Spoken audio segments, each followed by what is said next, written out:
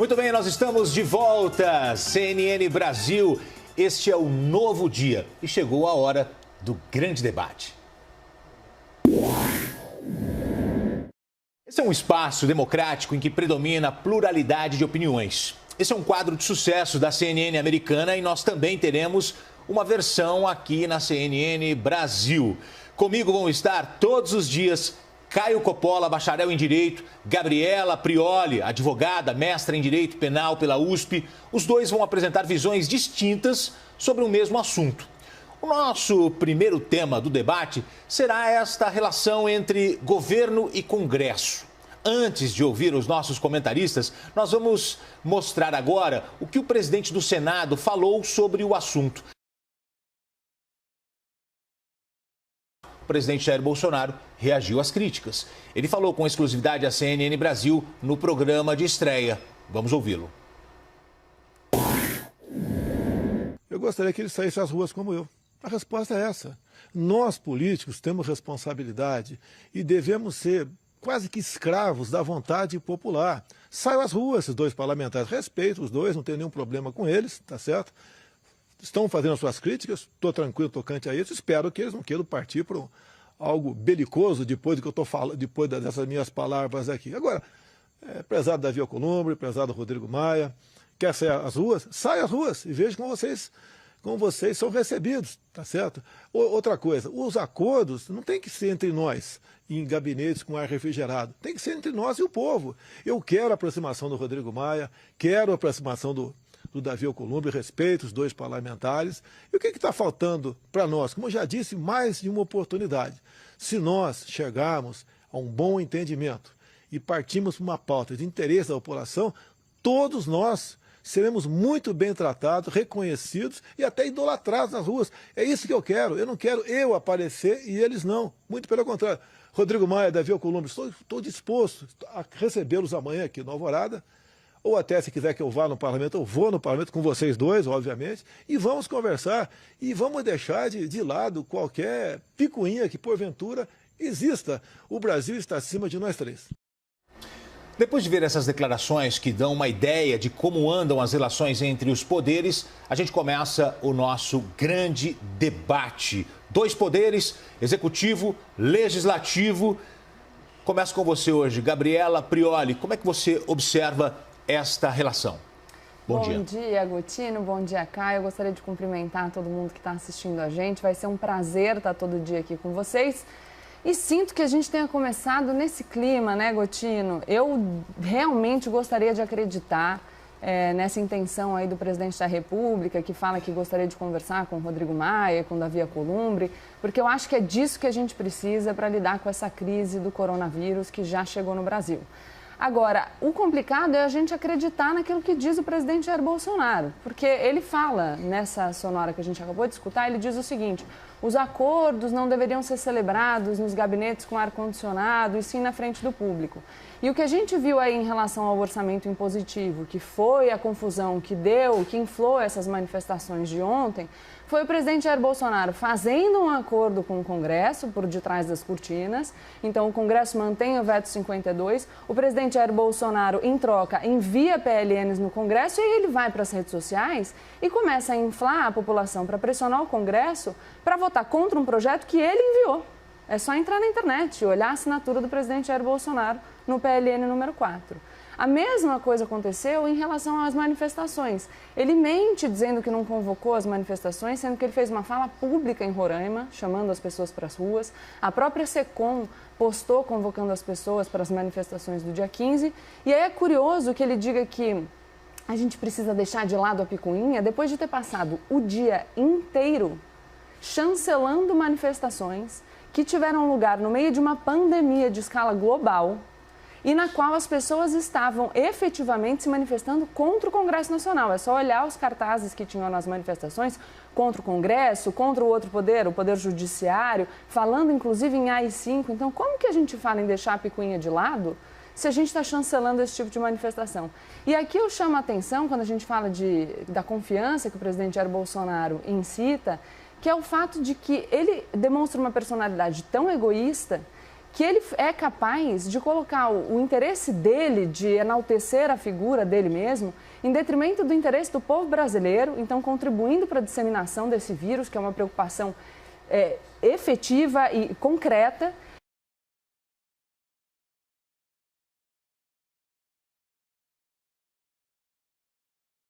E a ponto de desmoralizar os próprios ministros do seu governo. Ele fez uma live com o ministro Luiz Henrique Mandetta, que tem feito um belíssimo trabalho de enfrentamento em relação ao coronavírus, e ele desmoralizou o ministro quando ele fez exatamente o que o ministro disse que era para não fazer. Gabriela Prioli, agora nós vamos ouvir a visão do Caio Coppola sobre essa relação entre executivo e legislativo. Caio, bom dia. Bom dia, Gotino. Bom dia, doutora. Bom, eu não vou conseguir disfarçar o meu entusiasmo e confesso até o meu nervosismo com essa estreia.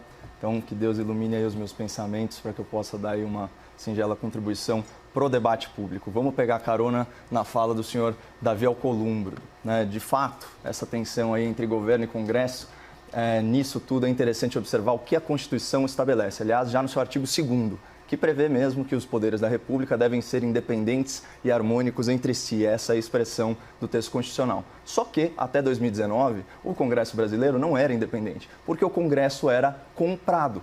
Comprado com liberação de verba pública, comprado com indicação de cargos, loteamento de ministérios, financiamento de campanhas eleitorais, até com propina. Tá aí o mensalão, o petrolão, que não nos deixam mentir. A tal da governabilidade era fruto dessas transações imorais que garantiam ao governo uma base de apoio no Congresso. Portanto, a independência entre os poderes era um grande faz de conta no Brasil. E isso é gravíssimo, porque o parlamentar ele é eleito para votar conforme a sua convicção política, em nome do interesse público, não motivado por interesses particulares, circunstanciais e muitas das vezes interesses escusos. Com a posse do novo governo, esse sistema viciado, conhecido como presidencialismo de coalizão, ele foi suspenso. E os deputados e senadores fisiológicos perderam os tais favores presidenciais.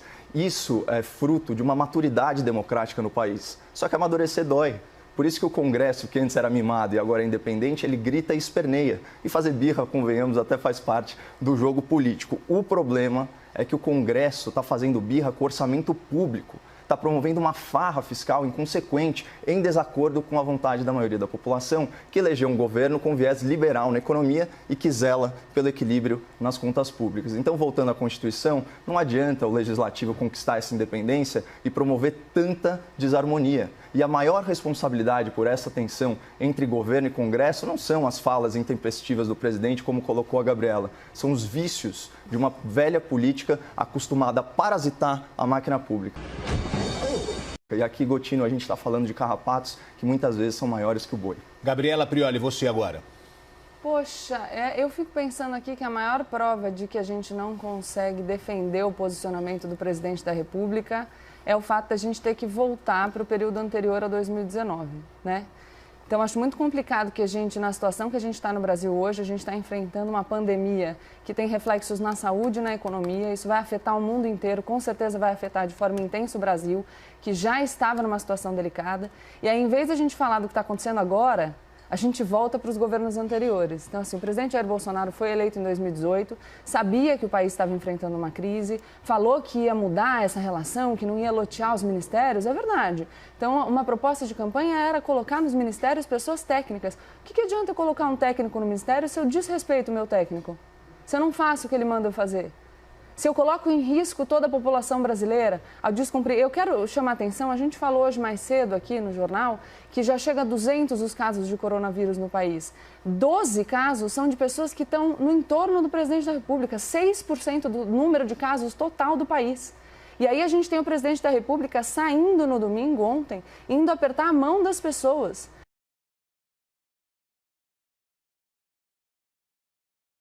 Pegando o celular das pessoas e correndo o risco de fazer com que esses vírus se espalhem de maneira muito mais rápida e com que a gente enfrente não só os problemas de saúde pública, mas também os problemas na economia. Então é uma absoluta irresponsabilidade e a gente precisa parar de voltar atrás no tempo. O governo é hoje, a gente precisa de harmonia entre os poderes hoje. O presidente Jair Bolsonaro cria tensão desde que ele começou o governo. Quem não lembra do vídeo das hienas? Então, todo mundo é ruim. O judiciário é ruim, o Congresso é ruim, a mídia é ruim. Só ele que não consegue governar. Mas o Legislativo não tem uma parcela de culpa nesse desgaste da relação? se o Legislativo tem uma parcela de culpa no desgaste da relação, acho que a gente precisa pensar a partir de quando a gente vai avaliar. Se você estiver fazendo uma pergunta para mim sobre o BPC na semana passada, embora seja um tema extremamente complexo, eu não posso fazer uma análise generalizante, eu acho que o Legislativo errou. Agora, a gente precisa pensar o seguinte, o que o Legislativo faz diante desse comportamento errático do presidente da República? Se ajoelha? Porque a gente tem visto que o Legislativo não tem encampado essa tese do impeachment. Então, não quer partir para uma solução que promova uma ruptura significativa para o Brasil. Principalmente porque agora a gente não precisa disso. O que a gente precisa, de fato, é que o presidente da República pare de se comportar como se ele ainda estivesse na eleição, que é o que falou o senador Davi Alcolumbre, e comece a se comportar como, de fato, o chefe dessa nação, que sente na cadeira da presidência da República e governe. Caio Coppola, como é que você vê o posicionamento do presidente, a postura dele hoje à frente do país? Bom, para desespero da minha debatedora, eu não pretendo aqui abandonar a história recente, a história política recente do Brasil. Eu acho que uma população que esquece seu passado está condenada a repeti-lo. Né? Bom, sobre o presidente ir dar a mão para os manifestantes e tal, a gente tem que parar de ver a população com tanto paternalismo e lembrar que essas pessoas estavam plenamente cientes, inclusive o presidente da República, dos riscos que elas estavam correndo. Né? Isso é natural. É muito incoerente essa crítica desvairada à atitude presidencial e você não defender, por exemplo, o fechamento de metrôs e locais de grande aglomeração. Nós mesmos aqui, Gotino, estamos correndo o risco, certo, de vir para locais populosos, enfim, como é o caso da Avenida Paulista, só que a nossa missão supera isso, então é um risco calculado. Mas o presidente não contrariou uma orientação do próprio ministro da Saúde, integrante do governo? A orientação geral é para que as pessoas evitem aglomerações, mas de qualquer forma, se a sua missão, se os seus valores, né, se a sua luta democrática ou política, o que quer que seja, superam os riscos, isso é uma decisão pessoal que está dentro do espaço de liberdade de cada um. Agora, a minha fala foi focada no presente. Eu falei muito claramente da farra fiscal, né, que o Congresso está promovendo e assim, abocanhando um naco gigantesco, né, das despesas discricionárias, transformando inclusive, né, mudando rubricas que eram dos ministérios para a mão de um relator geral do orçamento que se tornou um todo-poderoso, né, com mais de 30 bilhões de reais para administrar e que ninguém sequer sabe o nome dele. Inclusive, eu acho aí violando cláusula pétrea, né, de separação de poderes, esse tipo de situação. Então, o que a gente tem que analisar é justamente isso. O Congresso morde um naco da despesa discricionária e, ao mesmo tempo, ainda cria uma despesa obrigatória com o BPC, muito bem trazido aí pela Gabriela Prioli, que gera uma despesa de 20 bilhões de reais. Isso somado ao primeiro pedido de verbas do ministro da Economia, que são 5 bilhões, já estoura a margem do teto de gastos e sujeita a presidência da República, sim, a um processo de impeachment. Agora eu começo com você, Caio Coppola. A Gabriela Prioli disse no bloco anterior que o presidente se porta como se ainda estivesse na eleição. A eleição acabou ou não? Pois é, a Gabriela estava, na verdade, parafraseando, né, o presidente do Senado, Davi Alcolumbre. Eu tenho as aspas aqui completas para reler ao espectador da CNN. Ele disse o seguinte: a eleição terminou, mas aparentemente, para algumas autoridades da República, a eleição ainda não terminou.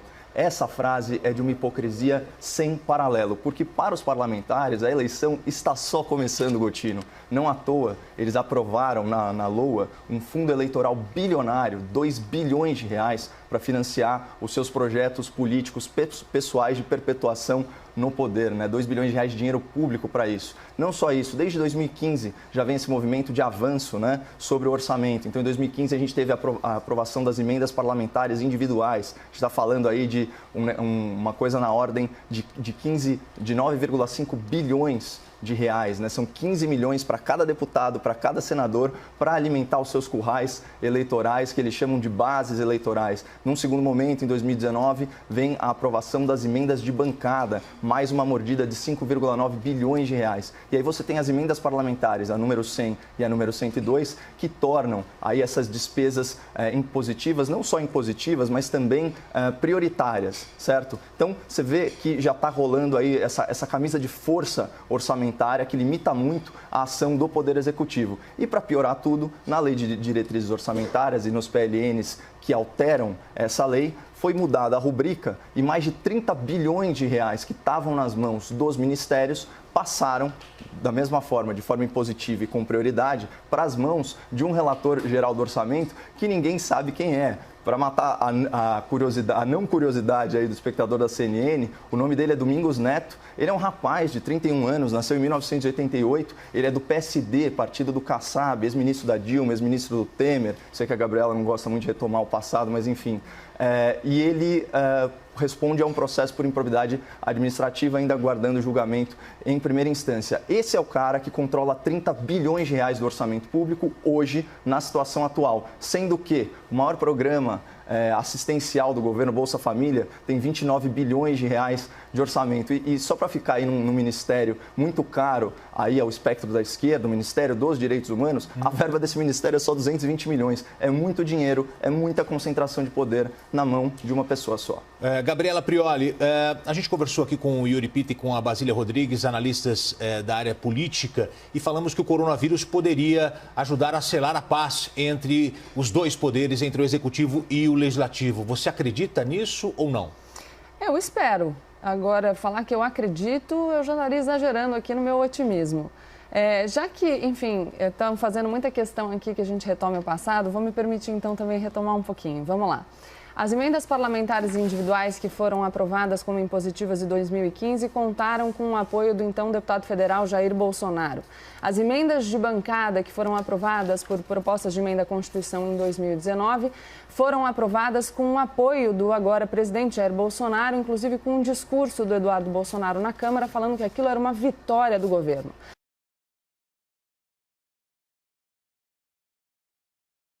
A lei de diretrizes orçamentárias, ela foi aprovada, dando mais poderes para o relator do orçamento numa sessão na Câmara em dezembro de 2019, na qual os deputados que integravam a base do governo disseram que a orientação do governo era votar sim. A gente não sabe a posição do Eduardo Bolsonaro, porque ele não estava na Câmara, ele estava viajando. Sobre os PLNs aos quais o Caio se refere, são PLNs devolvendo parte do poder do relator do orçamento, que foram enviados pelo presidente Jair Bolsonaro, são assinados por ele. E aqui não é mais 30 bi o controle do relator do orçamento, porque o Congresso manteve o veto 52, que na verdade vetou o artigo 64A da LDO, que era o que dava o poder para o relator do orçamento. Então a gente tem uma situação aqui que primeiro o Jair Bolsonaro apoia as emendas impositivas, depois o governo também diz que é uma vitória do governo essa autonomia do parlamento e aí come bola em relação à LDO, faz um acordo com o Congresso por detrás das cortinas e vai para as redes sociais inflar o público. Inflar um público que foi para a rua e não pode ser considerado um povo heróico, que fez um juízo em relação aos próprios riscos que estava correndo, porque quem vai para a rua em época de pandemia, com um vírus que a principal característica negativa é o alto poder de disseminação, não está só se colocando em risco, está colocando todo mundo em risco. Então isso não é heroísmo, isso é covardia e irresponsabilidade.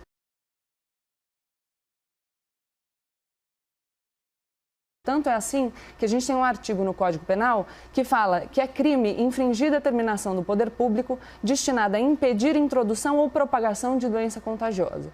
Então vamos lidar com a situação da forma que ela está posta, porque de fato a gente tem uma questão muito específica no Brasil hoje, no mundo inteiro hoje, e a gente precisa de responsabilidade em vez de ficar passando a mão na cabeça do presidente da República que não está se comportando como um verdadeiro chefe de Estado. Então eu não tenho nenhum interesse que o governo vá mal. Quero que os poderes funcionem em harmonia, mas para isso a gente precisa da dedicação da pessoa que senta na cadeira da presidência, que foi eleita para isso e deve governar em respeito às pessoas que estão sob a sua tutela. Caio Coppola, agora o seu argumento final, o seu comentário final, por favor. Bom, a nossa advogada se tornou juíza e já condenou aí as dezenas de milhares de manifestantes que foram à rua pacificamente, democraticamente, se manifestar.